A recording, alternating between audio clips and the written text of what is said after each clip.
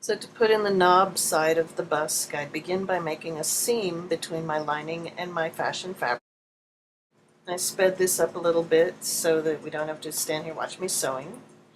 Then I use the iron to really press the seam flat, beginning with the lining and the wrong side of the front fabric first. And then I flip it over and use a press cloth because I have satin on the good side, and I really want to press that front seam very, very flat. So I iron it very hard, push it down high heat using a press cloth so that I don't scorch my satin, which would be very bad. And I press again this side with my press cloth. Instead of a coutil fabric for my strength fabric, I'm using a duck canvas, and it was very sturdy but also very hard to press. I mean, I had to iron it with a lot of steam and really kind of lean on it, but it did behave eventually. And then I trimmed some of the seam allowance out of the front so that then I'd have very little fabric in that seam.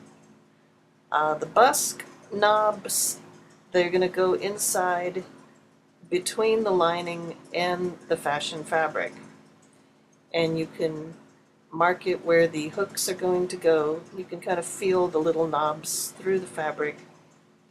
And again, I guess I could measure it more precisely and be very accurate, but I just kind of felt it with my fingers and marked it with a pencil and sort of did my best.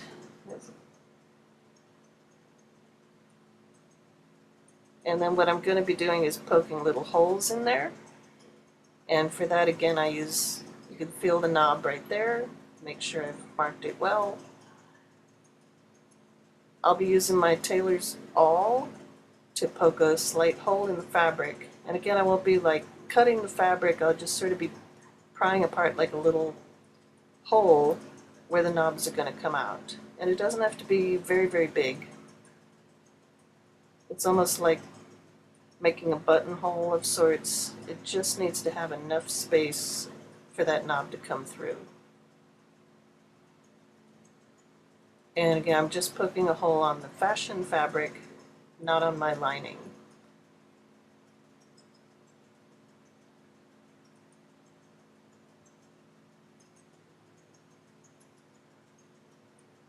Just a very slight twisting motion, and I just pry a little hole through there.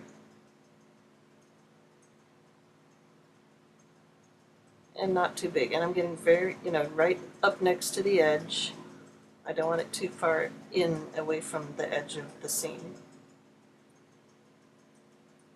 And that's where the knob is going to poke through. And what I like to do is use a little bit of fray check or something like that, and it helps keep the satin from fraying open. I used just a little dot of it, and not to make too much of a stain. And of course you need to let it dry before you put the knobs through, or else it's going to be very sticky and hard to work with.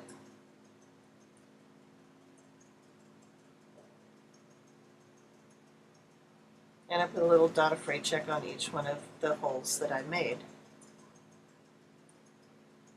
So then when I've stuck the knobs through, and making sure to not have any fabric of the seam allowance in there to make any bulk. And I use the binder clips again instead of pins because that helps to really hold it for me.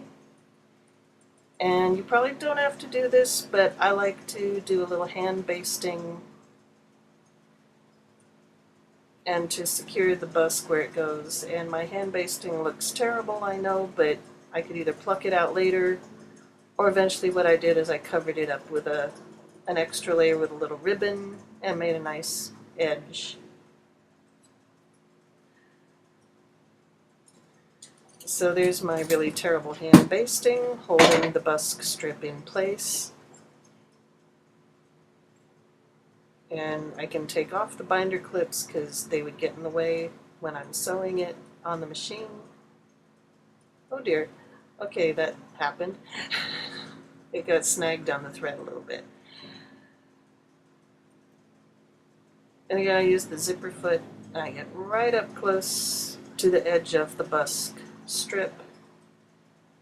And now it should be very solid, so when you put it on, they hook the hooks in the eyes together.